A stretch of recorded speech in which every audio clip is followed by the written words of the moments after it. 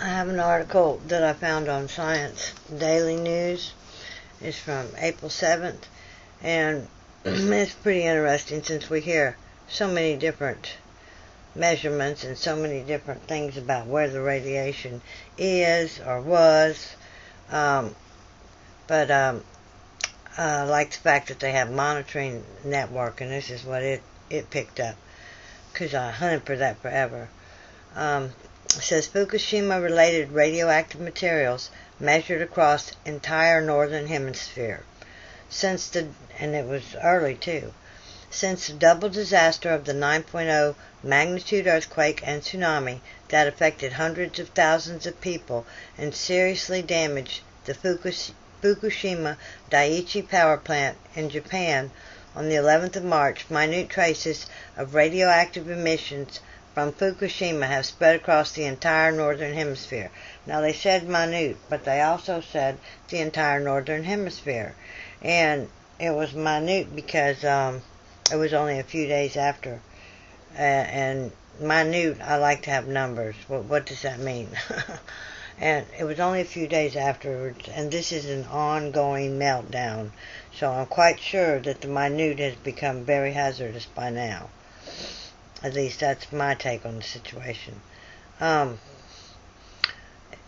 minute traces of radioactive emissions from Fukushima have spread across the entire northern hemisphere.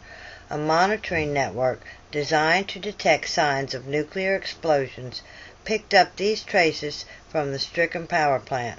To date, more than 30 radionuclide stations that are part of the International Monitoring System have provided information on the spread of radioactive particles and noble gases from the Fukushima accident. The International Monitoring System is a global network that will comprise 337 facilities when complete. 63 of the 80 planned IMS radionuclide stations are already operational and able to detect airborne radioactivity. The initial findings, the first analysis results of the monitoring data became available a few days after the accident. And this is what it showed. A clear picture quickly emerged. Initial detections of radioactive materials were made on the 12th of March at the Takasaki Monitoring Station in Japan, just 300 kilometers away from the troubled power plant. The dispersion of the radioactive isotopes could then be followed to eastern Russia on the 14th of March and to the west coast of the United States 2 days later, which would be the 16th of March. So that means that for 6 weeks we've been getting radionuclides in our air and spreading across the entire northern hemisphere. 9 days after the accident, the radioactive cloud had crossed North America. Now, we kept hearing, oh no, it hasn't, it's not even reached. 3 days later, when a station in Iceland picked up radioactive materials, it was clear that the cloud had reached Europe. By day 15, now, except for on Europe now, the jet stream I've noticed, tends to push it up and protect Europe a little bit. But then it gets it from the other way too. As the cloud spreads across Asia, it pushes that way. 9 days after the accident, the radioactive cloud across North America. Okay. By day 15, traces from the accident in Fukushima were detectable all across the northern hemisphere. The radioactive materials remain confined to the northern hemisphere as the equator acts as a dividing line between the northern and southern air masses. Findings confirm Fukushima release. The monitoring system can detect a range of radioactive isotopes, among them iodine-131 and cesium-137. Looking at the ratios between the various radioactive isotopes, in particular cesium-137, enables the source of the emission to be identified. In the case of the current readings, findings clearly indicate radionuclide releases from a damaged nuclear power plant, which is consistent with the recent accident at Fukushima in Japan, which is different than background radiation.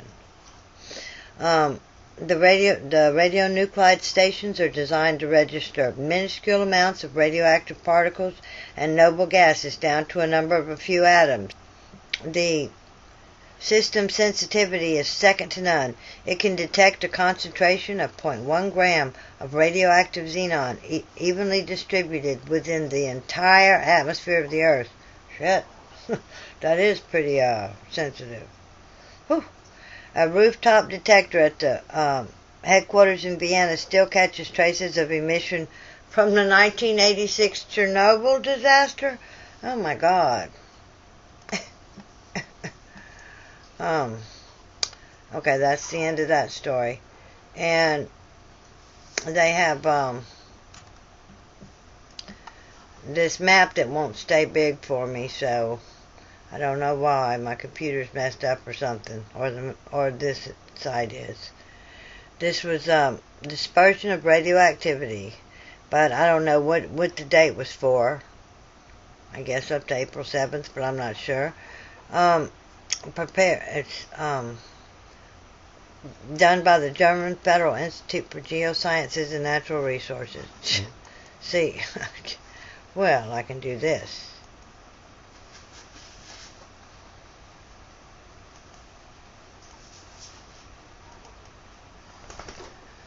Okay, there's Japan, and it doesn't say what it's measuring. It just says radioactivity. That's Greenland, this is the United States. This is what I meant by it seems to protect. The jet stream goes like this because there's not so many here, but they said it'd gone all the way across northern Europe. I mean, all the way across the northern hemisphere and across it had reached Europe. But alright. Dang, why does it collect up in here? Must blow that way too. Phew! Lord have mercy. Look, that looks like the heaviest concentration. Oh my God. I would have thought they were safer. But that's why you research instead of simply think. Okay, that's all I have. But I thought that was quite interesting, considering that by March 16th, it had reached Europe. It had reached all the way across the northern hemisphere. Granted, they were minute, but it's ongoing, and it's a lot worse than they said, or than they thought, and a lot worse than at first.